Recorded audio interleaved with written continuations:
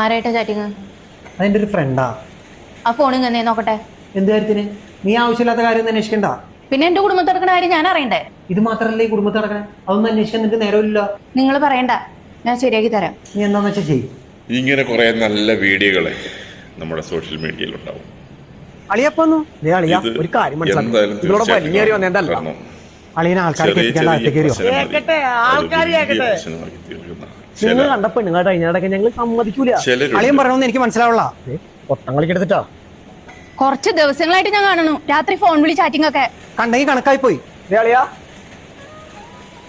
ഒരു ഭാര്യ എന്നുള്ള രീതിയിൽ നീ എന്തെങ്കിലും കാര്യത്തിന് എന്റെ കൂടെ നിന്നുണ്ടോ? ഈ കുടുംബത്തിനല്ലാതെ എനിക്ക് വേണ്ടി മാത്രമായിട്ട് 1 രൂപ ഞാൻ മുടക്കേണ്ടോ? ഭാര്യ എന്ന് പറഞ്ഞ ഭർത്താവിന് താങ്ങായിട്ട് നിൽക്കേണ്ടവളാ. കുറ്റം പറയാനല്ലാണ്ട് സ്നേഹത്തോടെ നീ എൻ്റെ അടുത്ത് സംസാരിച്ചോ? രാവിലെ പണിക്കിറങ്ങി പോയി ഒരു നേരം കയറി വരുമ്പോ അതുവരെ ഉറക്കം കളഞ്ഞ് കാത്തിരിക്കണമെന്ന് ഞാൻ പറയണല്ല. വന്നു കഴിഞ്ഞ് കഴിഞ്ഞാൽ ഒരുമിച്ചിരുന്നൊന്ന് ഭക്ഷണം കഴിച്ചിട്ട് ഇത്ര നാളായെന്ന് ചോദിച്ചു നോക്ക് പെങ്ങളോട്. ഞാനൊന്ന് അടുത്ത് വന്നിരുന്നെങ്കിൽ പെങ്ങൾക്ക് മക്കൾ കാണും പോലും. അച്ഛനമ്മമാർ ചേർന്നിരിക്കുന്നത് കണ്ട് തന്നെയാ മക്കൾ വളരണ്ടേ, അല്ലാതെ വഴുക്കൂറിന് മാത്രമായിട്ടല്ല. ഫോണിൽ അമ്മയാണെങ്കിൽ എൻ്റെ തലവട്ടം കാണുമ്പോൾ തന്നെ ഇവള് ഫോൺ കട്ട് ചെയ്യും, ഏതോ ഒരു അന്യന്മാർ വന്ന പോലെ. ഇതൊക്കെ കാണുമ്പോൾ മനസ്സിന് തോന്നുന്ന ഒരു വിങ്ങലുണ്ട്. ചിലരുടെയൊക്കെ മനസ്സിലേ സ്നേഹത്തിൻ്റെ അളവ് പോലും പല തരത്തിലാണ്, പലർക്കും പലതരത്തിലാണ്. എൻ്റെ അളിയാ പെങ്ങളെ, പെങ്ങക്ക് ഈ മെസ്സേജും കോളൊക്കെ വരുന്നത് ഈ നമ്പറിൽ നിന്നല്ലേ? അതെ. ഇതൊരു പെണ്ണും പെടക്കോഴിന്നല്ല, ഞാനാ വിളിച്ചേ. എടാ നീ എനിക്കൊരു ഉപകാരം ചെയ്യാമോ? എന്താ?